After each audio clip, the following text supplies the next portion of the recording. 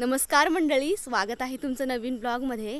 तर आता आपण चाललो आहे महादेवांच्या दर्शनाला. माझ्या आवडत्या ठिकाणी चालले आहे मी, ते म्हणजे राजापूरमधील दूधपापेश्वर मंदिर. तर तिकडे आपण चाललो आहे आणि पावसाळ्यामध्ये ना तिकडला तो धबधबा आहे तो खूप छान म्हणजे ओसंडून वाहतो. तर ते बघण्याची मजाच वेगळी आहे. तर सगळं तुम्हाला बघायला मिळणार आहे. तर चला जाऊया. तर आता आपण पोहोचलो जव्हार चौकामध्ये. या साईडला आहे जव्हार चौक आणि आपल्याला पुढे इकडे हे दूधपापेश्वर रिक्षा स्टँड आहे. तिकडून आपल्याला रिक्षा पकडून त्या साईडला पुढे जायचं आहे. एस टीने झालो आपण राजापूरपर्यंत. तर इकडे आता आपल्याला रिक्षाने जायचं आहे. हे दूधपापेश्वर रिक्षा स्टँड आहे. इथं सगळ्या रिक्षा लागलेल्या आहेत.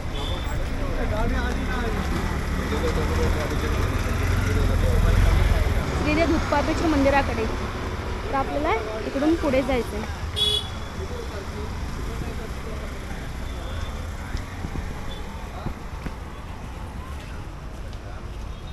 या साईडला नदी आहे. नदी तुम्हाला दाखवते. इथे मस्त बसण्यासाठी जागा आहे आणि नदी बघा पूर्ण भरून वाहते. उन्हाळ्यातून खूप कमी पाणी असते या नदीला. एसट्या पूर्ण खालपर्यंत नदीच्या पात्रामध्ये पूर्ण वळवण्यासाठी. आणि आता खूपच पाणी नदीला. इथे मस्त जागा आहे बसण्यासाठी.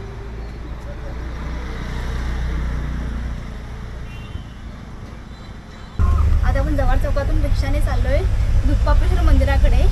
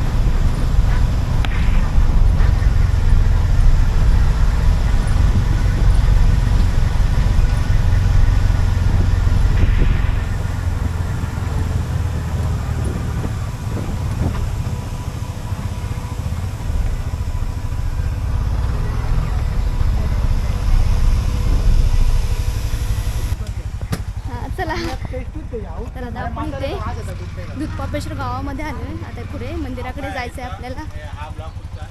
दूधपापेश्वर मंदिराचं तसं टायटल असणार आहे. तर इकडे पुढे हा गेट आहे. राजापूर जव्हार चौकापासून साधारण 3 किलोमीटर अंतरावर आहे दूधपापेश्वर मंदिर. आणि आपण गाडीने आलो तर गाड्या ज्या आहेत ऑटो बाईक वगैरे सगळे इथं थांबतात. इथपर्यंतच आहे आणि पुढे हा गेट आहे. तर इथून आपल्याला आतमध्ये जायचं आहे. आणि 3 माणसं असली किंवा 1 माणूस असला तरी पण 100 रुपये घेतात ते.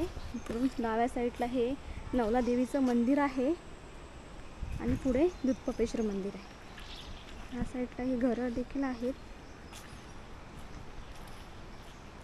कसं आहे हे ओटी? तर रस्त्याच्या साईडलाच ही दुकान असे आहेत. तर इथून मी एक ओटी घेतली. ओटी 50ला आहे.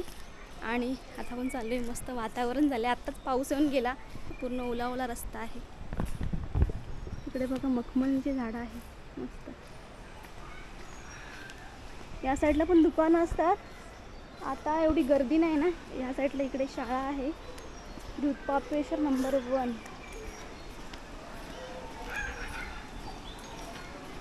इथे पण या साईडला पण हे दुकान आहेत.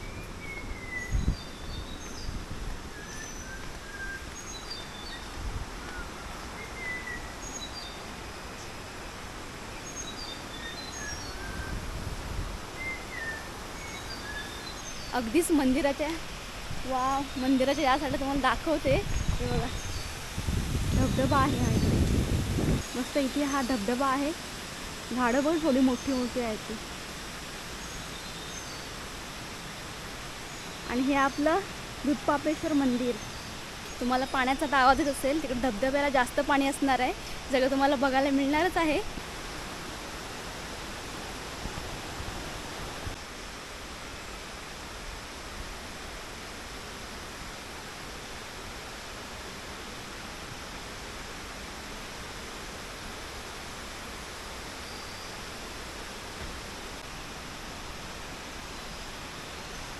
श्रीदेव दूधपापेश्वर संस्थान ढोकेश्वर.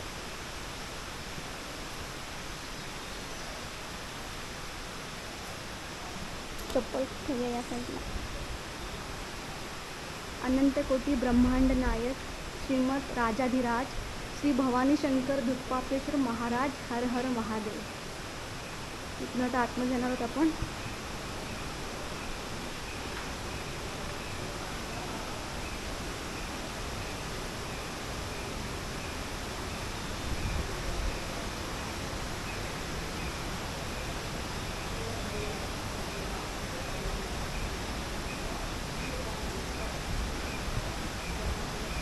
तर हे पॉज करून वाचा. सगळं माहिती आहे या मंदिराविषयीची. आणि इथून आता आतमध्ये जाणार होतं.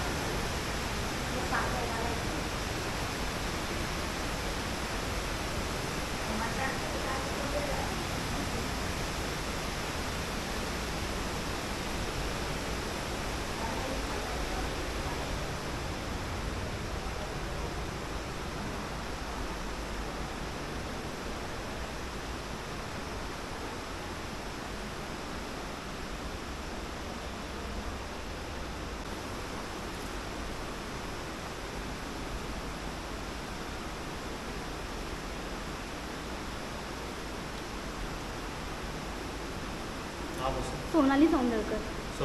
हां या सोनाली सौंदळकर यांनी आज नारायणाला मान्य करून या काही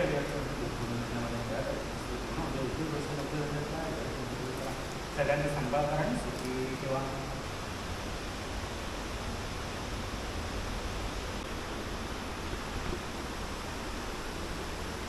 गणपती बाप्पा मोरया. श्री दूधपापेश्वराचं दर्शन तर झालं. खूप शांत वातावरण होतं. खूप मस्त वाटलं. आणि सगळं शांतच आहे. जास्त कुणी आहेत नाही आता. गर्दी नाही आहे. खूप शांत आहे. मस्त वाटते वातावरण अगदी. आणि या साईडला नंदी महाराज आहेत. या साईडला काही मूर्त्या आहेत. इकडे देखील मूर्त्या आहेत. आता आपण मंदिराच्या या साईडला आलोय. तुम्हाला आवाज येत असेल पाण्याचा. खूप म्हणजे खूपच आवाज येते. बघा किती मस्त वाटत ते.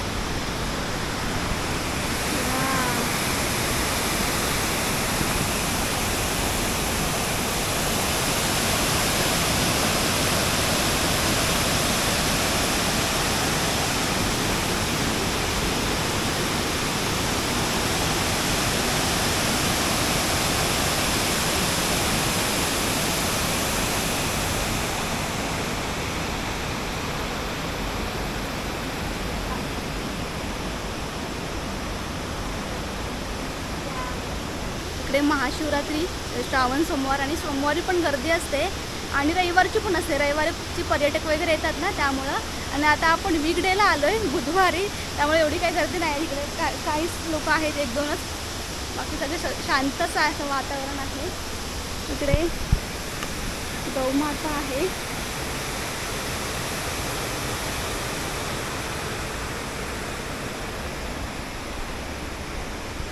आणि मंदिराच्या मागच्या साईडला हे कामेश्वराचं मंदिर आहे. श्री कामेश्वर मंदिर.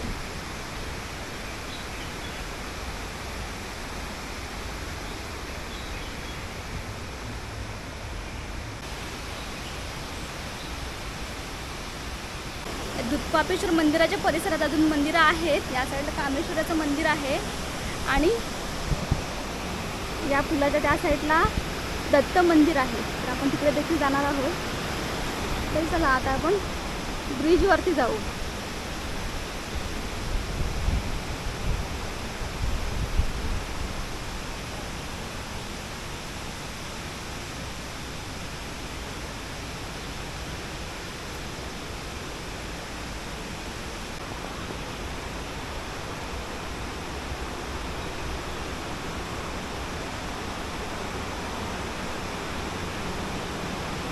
तर आता आपण ब्रिजवरून दत्ताच्या मंदिरामध्ये जातोय.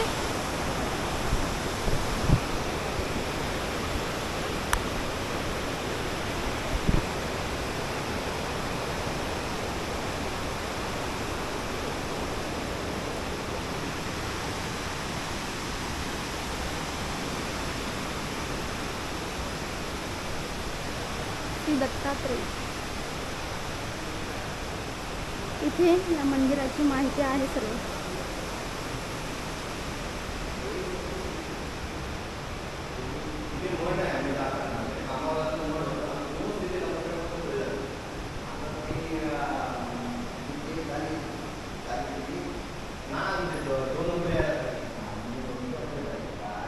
तर आता आपल्यासोबत सुप्रसिद्ध नटसम्राट वसंत सर आहेत. तर माझं नाव वसंत गणेश ठाकूर असून मी रायगड जिल्ह्यातील कर्जत या गावचा रहिवासी आहे. शालेय शिक्षण संबंध मुंबईमध्ये आलो. मुंबई पैशाची खाणी, पुण्याला ज्ञान आहे. खेडेगावात म्हणून लहानपासून ओळखून होतो मी. माझे वडील देवळाचे प्रख्यात पुजारी, बाजूला खोली. इथे राहून मी मुंबई अख्खं बघितलं, बोरवली ते कल्याणपर्यंत. ते आपण मागे का लोक सगळे मुंबईला येतात. मग मी हळूहळू कार्यक्रम पाहिले आणि मग मी हळूहळू त्यांच्यापासून शिकलो. नंतर मी चित्रकार, नकलाकार झालो आणि मला कमी वाटलं. मी नखवाला सुरुवात केली. गेली 35 वर्ष मी माझ्या डाव्याची नखच कापलेली नाही. 5 किलो वजनाची नखं करून मी अख्खा भारतात फिरत असतो. तुम्ही असे जेवता, मी असं जेवायला घेतलं एक शौक म्हणून. पैसा मिळत नाही मला, नाव झालं. पैसा मी माझ्या नकलीत आणि चित्रकलेत कमवत असतो. तर बाळासाहेब ठाकरेंकडे मी 30 वर्षापूर्वी गेलो. त्या बाळासाहेब व्यंगचित्र काढत होते आणि नंतर मी बाळासाहेब नंतर दाखवले 3 इंच असताना. तर तिने माझं कौतुक केलं. मार्मिक सामन्यामध्ये प्रसिद्धी दिली, विश्वास ठेवा नखांची गाठ. नंतर सुनील गावस्कर मला वानखेडीच्या स्टेडियमच्या बाजूला भेटला. हे वानखेडी स्टेडियम हे चर्चगेटने बाजूला व्हाईट हाऊस बिल्डिंग, त्यात गावस्कर होता. म्हटलं बाळासाहेबांचा आशीर्वाद घेऊन मी तुमच्याकडे आलो आहे मराठी माणूस म्हणून. मी पण मराठी, मला जरा नखं वाढवायचे. तर साहेबांचा आशीर्वाद घेऊन तुमचा आशीर्वाद मिळेल का? ते म्हणजे एवढी नखं 3 इंच असताना आता म्हणजे 4 फूट नखं आहेत माझी. ते पाहिलं तर ते केवढे कौतुक करेल. कारण 30 वर्षात सगळं जमानाच बदलला. तो पण मोठा झाला. सर म्हणतात त्याला. अफलातून कॉमेंट्री, अफलातून इंग्लिश, अफलातून बॅटिंग. मग अशाला गावस्कर दिलेलं शब्दपैकी मी तुम्हाला 2 मिनिटच सांगतो की महाराष्ट्रात मराठी बोला, मराठीत बोला, मराठीत चाला, मराठीत घाला, शिवाय शापा नको. मम्मी पप्पा आई बाबा मला वाचल्याच्या कोणा शब्दशब्दी धन्यवाद म्हणून नको, थँक्यू थोडे थोडे राहू मराठीचं. आणि दारावर पाठी ऐकीचं लावून साक्षरी करा मराठीचं. आईला विसरू नका, मातृभाषेला विसरू नका. महाराष्ट्रात मराठी, भारतात हिंदी. भाई और बहनों, तो आइए आपके सामने हंसी हंसना प्रोग्राम के स्टेज पर आ रहा है जिंदगी के सबसे लंबा नाखून वाला वसंत ठाकूर. हिंदी चांगलं पाहिजे. ऑर्केस्ट्रा, सिनेमात हिंदीच असतं. 5वी पासून हिंदी शिकलो. भारतात हिंदी पाहिजे, परदेशमध्ये इंग्लिश केलं पाहिजे. म्हणजे तुम्हाला सगळीकडे फिरता येईल. मग गावस्करचं इंग्लिश कसं आहे ते मी तुम्हाला झलक दाखवतो. गावस्कर म्हणजे नका पण 30 वर्ष 3 इंच असताना काय म्हणाला अजून माझ्या लक्षात आहे. मी मराठी मिडियम, तो इंग्लिश मिडियम. मला वाचता आलं का त्याचं एक बघा. Patience is a great virtue. Gavaskar म्हणजे नखाला बघून काय म्हणतो. Patience is a great virtue. Mister Vasant Ganesh Thakur has lots of it sing the way. He has cultivated the growth of his fingernails. He has taken a lot of care and undergone plenty of hardship to maintain the length of his nails. Obviously cannot person game as a young active man. It must be a great sacrifice not to participate, and for this sacrifice and abundant patience he should be given plenty of encouragement. I appeal on his behalf for that encouragement and help. I wish him well and his fingernails go from length to length. Yours faithfully, Sunil Manohar Gavaskar, Indian cricket player, opening batsman. 30 वर्ष दिलेलं certificate अजून बॅगेमध्ये ठेवलेलं आहे. माधुरी दीक्षित मला पहिला प्रश्न विचारला, तुमच्या नाकाला नेलपॉलिश किती लागत असेल नाही. अमिताभ बच्चन होता खमीज कैसे पहनते हैं. धर्मेंद्र होता मराठी गुजराती भैया आहे. मतलब नाम से तो महाराष्ट्र ब्राह्मण राजा पडता. मला आता 2 मिनिटाला आवाज दाखवतो. मी 52 पिक्चरला आवाज दिले सिनेमात आत्तापर्यंत. कुठलं नाव आहे ते मला नाही माहिती, पण काही लोक आधी शूटिंग करून घेतात आणि त्या ठिकाणी त्या सीनला कावळा कुत्रा काय असेल ते दाखवतात. हो. मग हे सिनेमात आवाज कसे काय येतात कावळ्या कुत्र्याचे ते आम्ही देत असतो, आम्ही पाठीमागच्या बॅकग्राऊंडमधून. मग तुम्ही मला दाखवा पण जरा आम्हाला. मग जरा 2 मिनटं तुम्ही आता लहान आहात, तरुण आहात, मस्तपैकी तुमच्याकडे कॅमेरा आहे आणि अजून मला भरपूर शिकायचं. दुनिया फिरल्याशिवाय काही जमत नाही. हो. आणि फिरा, बोलेल त्याची माती कापते. आणि डेअरिंग करा, चिकाटी करा, सद्गुण करा. 35 वर्ष का नका वाढवल्यावर लोक आता सेल्फी आणि म्हणजे सही घेण्यासाठी धावतात. म्हणून निंदकाचं काही असावे शेजारी. नेहमी दुसऱ्यासाठी चांगलं करत असेल तर गोड बोला. साखर जिभेवर आपलं तोंडात ठेवा, खडीसाखर डोक्यावर बर्फ ठेवा. बर्फासारखं शांत, खडीसाखरसारखं गोड बोला. जग जिंकून जा. पण मराठी माणसाकडे हेच नाही आहे, म्हणून बाहेरचे लोक आपल्याकडे येतात. मग आता पहा बरं आवाज मी सिनेमात कसे देतो. सिनेमात कावळा खाली आणायचा पिंड्याला शिवाला, तर आपल्याला वाटतं कावळा कसा काय ओरडतो. मग हा कावळ्याजवळ मी पाठीण घेऊन कसा देतो.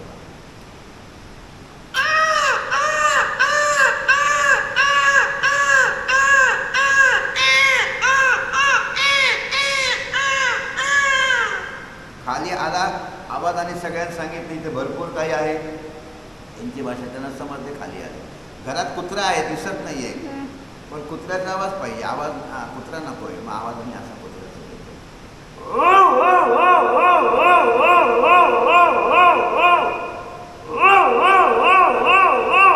कुत्री, लांबचा कुत्रा.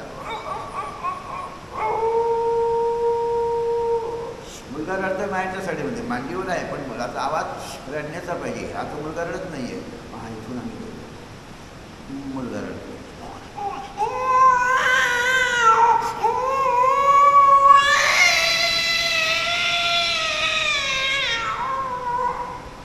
दोन मांजरं भांडतायत काळोखामध्ये.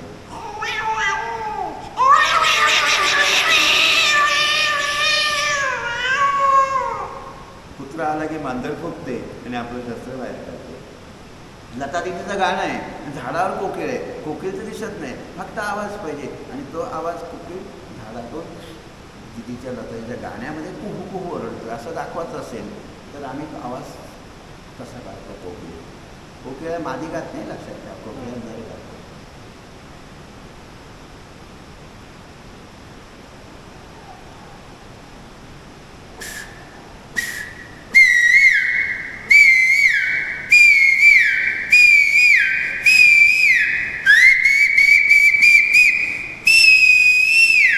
असं 40-50 वेळा काढायला लावतात आणि मग फायनल करून मग टेप रेकॉर्ड. तर आता तुम्हाला एक 5 मिनिटामध्ये तुलाच बोलतं करतो आणि राष्ट्रगीत म्हणून तुम्हाला आशीर्वाद देतो. तुम्ही ABCD बोलाल ना, हो. मग तुम्ही ए म्हणून थांबा. मी एच्या उच्चाराचं वाक्य ऐकून थांबलं की तुम्ही बी म्हणा. तुमच्याच उच्चारण माझं वाक्य येतं का पहा. आम्हाला 20 वर्ष जाताना कॉलेजला वन्स मोर मिळतो. पहा बरं, सुरू. ए, एक कॉलेज की लड़की थी, बी, बीमार कभी नहीं पड़ती थी. सी, सीमा उसका नाम था, डी, डिस्को डांस करती थी, ई, इमामी के हमेशा लगाती थी, एफ, FIBA में पढ़ती थी, जी, जीतू से प्यार करती थी, एच, HM डिग्री हमेशा हाथ में पहनती थी, आई, आई लव यू हमेशा कहती थी. जे, जेके उसका पिता का नाम था, के, केरल में उसका भाई रहता था, एल, LLB में पढ़ता था, एम, एम्ब्रॉयडरी सीखना चाहती थी, एन, इंटी रामाराव को जानती थी, ओ, ओम पुरी को भी पहचानती थी, पी, पीने के लिए हमेशा थम्सअप मांगती थी, क्यू, क्योंकि ठंडा पीने की उनकी हमेशा आदत थी. आर, आरती उनके अंकल काम करते थे. एस, एस हमेशा कहती थी. टी, टीना उनकी सहेली थी, यू, यूनियन बनाना चाहती थी, वी, ये हमेशा पास रखती थी. डब्ल्यू, WX510 नंबर की उनके पास गाड़ी थी. एक्स, एक्सपोस को कॉलेज नहीं जाती थी, वाई, वाइसेल साड़ी पहनती थी. जेड, जेड का मतलब जेड की ऑफिस में उनकी माँ नौकरी करती थी.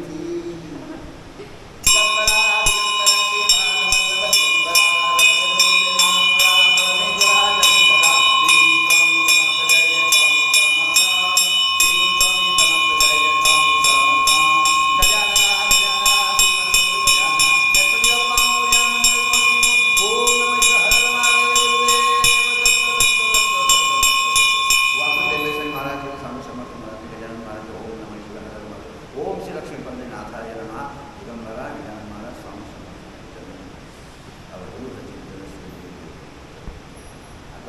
आताच या मंदिरामध्ये वसंत सर भेटले, खूप छान बोलले, तुम्ही सगळ्या व्हिडिओमध्ये बघितलातच. खूप एंटरटेनमेंट झाली आणि खूप छान वाटलं त्यांच्या संग बोलून. तर तुम्ही देखील या मंदिरामध्ये याल त्या इकडे नक्कीच या, इकडे ते असतात. तर आता आपण पुढे जाणार आहोत. या साईडला तुम्ही बघा एकदा नजारा, इकडे देखील धबधबा आहे, धबधब्याला पाणी पण भरपूर आहे. आणि या साईडला हे आपलं दुधपापेश्वर मंदिर. ब्रिजवरून अख्खा मस्त नजारा दिसतो इकडला.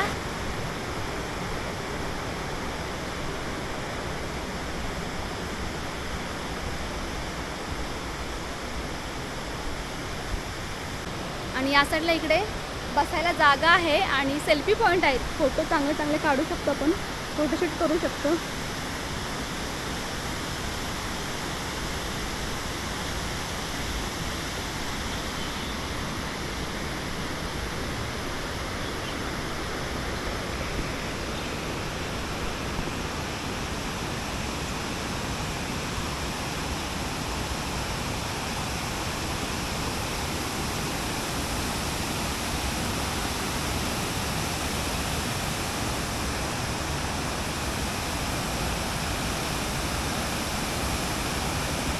आज पूर्ण शांत वातावरण आहे, जास्त गर्दी नाही इकडे मंदिराच्या इकडे.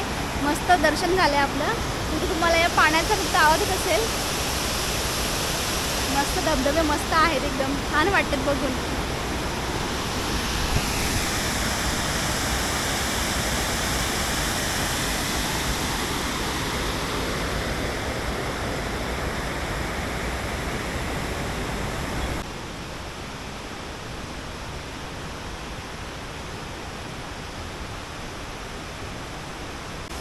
मंदिराच्या या साईडला देखील इथे बसण्याची जागा आहे.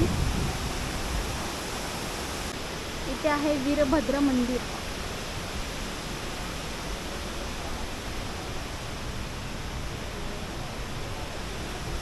आणि समोर आहे श्री कालभैरव मंदिर.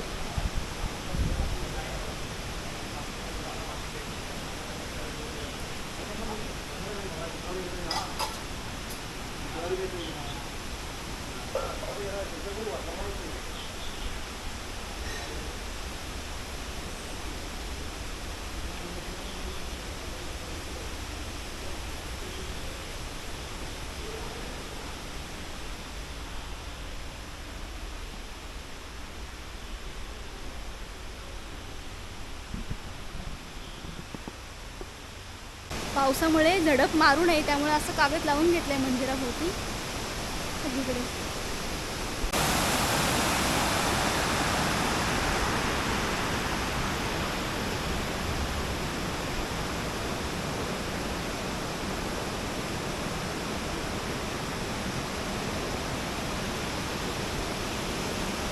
मंदिराच्या या साईडला गोपूर, इकडे सगळं वॉशरूम्स वगैरे आहेत.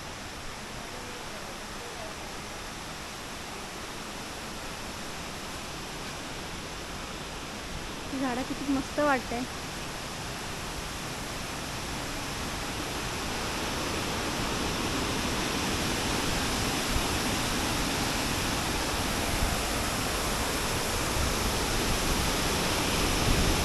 खूप छान दर्शन झालं. आता आपण चालले बाजारपेठेकडे, तर चला जाऊया. कशात आहे पुढे?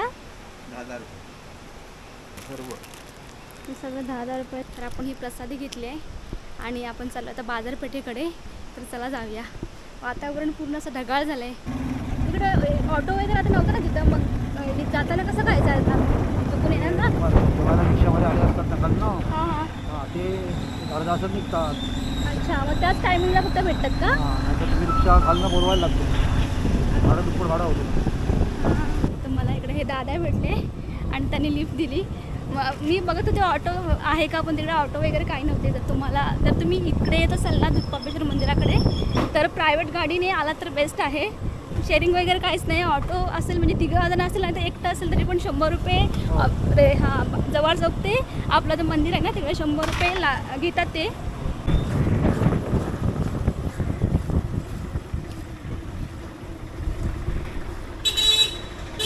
आता मी आले आपल्याला काही वस्तू घ्यायच्या तिकडे बाजारपेठेमध्ये. तर आता जवळ चौकाच्या इथे चाललो आहे आपण. तिकडून त्या साईडून आतमध्ये जाणार आहे. बंद केलेली आहेत मधली मध्ये दुकानं, कारण आता 2 वाजून गेलेत, थोड्या वेळाने चालू होतील. तर ही बाजारपेठ पूर्ण ही दुकानं चालूच असतात, फक्त दुपारी थोडा वेळ बंद, सकाळपासून संध्याकाळपर्यंत असतात ही दुकानं. इकडे आहेत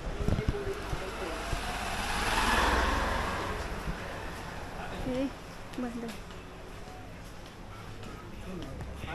मस्त भाज्या पण आहेत, पालेभाज्या, फळभाज्या.